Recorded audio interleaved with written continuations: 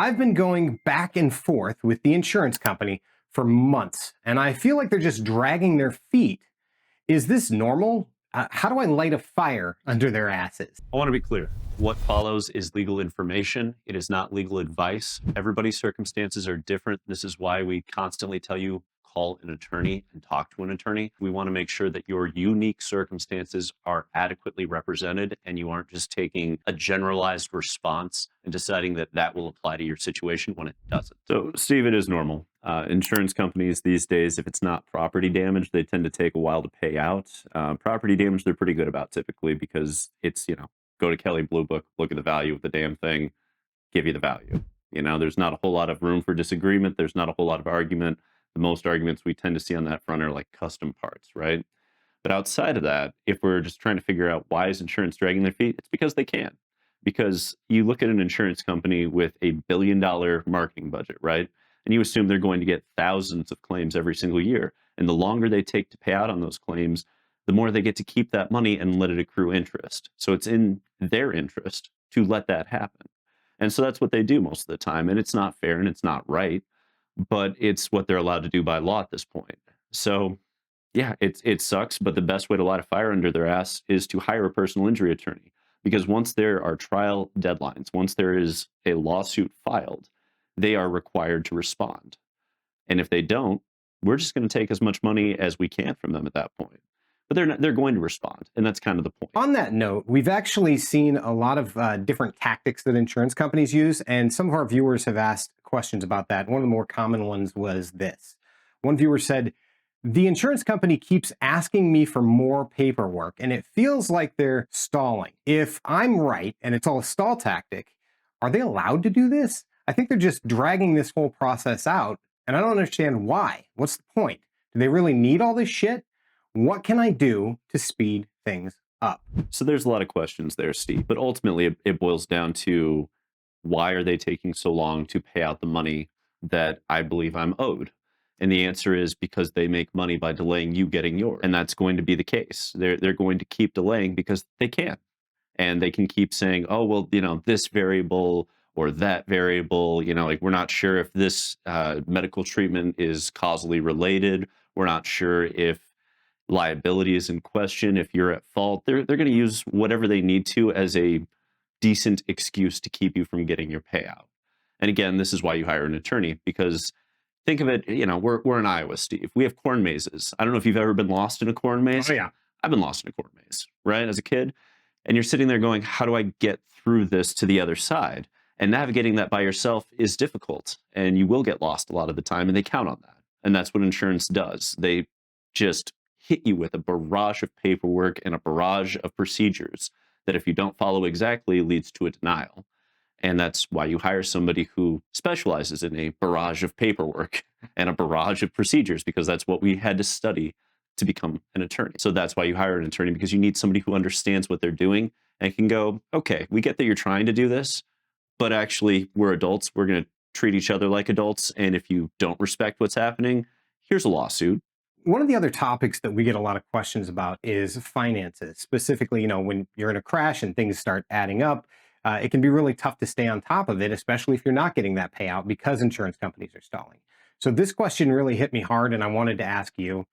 It said, I can't work because of how bad I got banged up after the crash, and my bank account is running low. I ain't broke yet, but it's getting close. And the problem is I ain't making money, but the bills don't stop.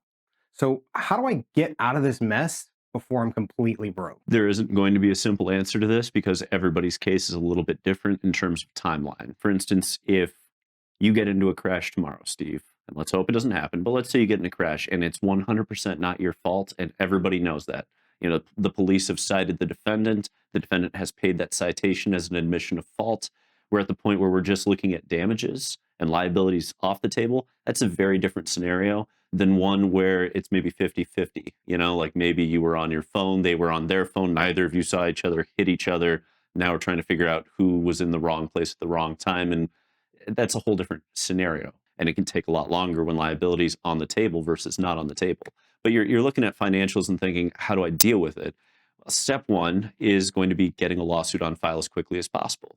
personal injury lawsuits in Iowa, as a general rule, are done through contingency fees, which means it doesn't cost you any money to go get that done. You don't owe money up front, so it doesn't cost anything to get the wheels moving, which is what you need to do. I've been injured before, Steve, and I've had to be out of work for a small period of time before that. And yeah, I watched my savings evaporate quickly in that scenario.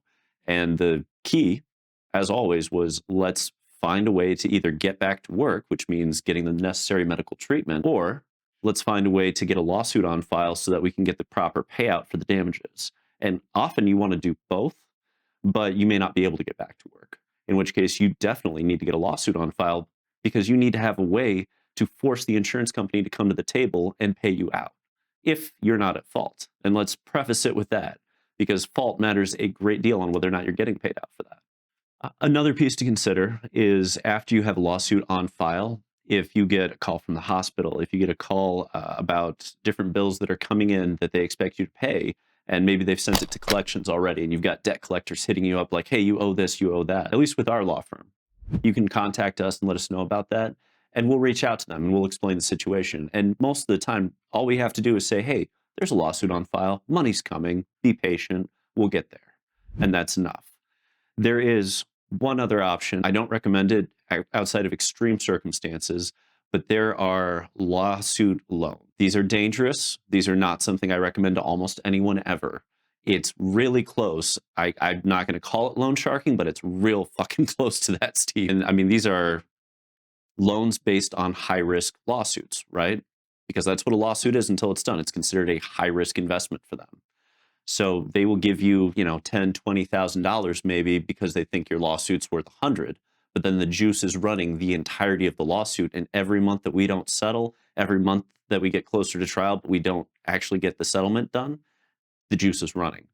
So you could end up owing money at the end of your lawsuit to this lawsuit loan company, which is why we don't recommend it. And some lawsuits can take 2 to 3 years, right? It's going to go probably in Iowa somewhere between about 3 months and 3 years. The average is somewhere closer to 2, depending on how long it takes. And that's why we also say, if you're struggling financially, it's time to get something done. It's time to get moving. You can't afford to wait. You need to go talk to an attorney and see what your options are, because the alternative could be homelessness, which in Iowa, I think we all know how cold it gets. Yeah. And that actually brings us to the end of this round of questions. Now, we do encourage you to subscribe if you haven't already, leave a like, but most importantly, leave us a comment. If there's something that we touched on that you'd like to know a little bit more about, or if you have questions of your own, all hypothetically speaking, we're happy to tackle them.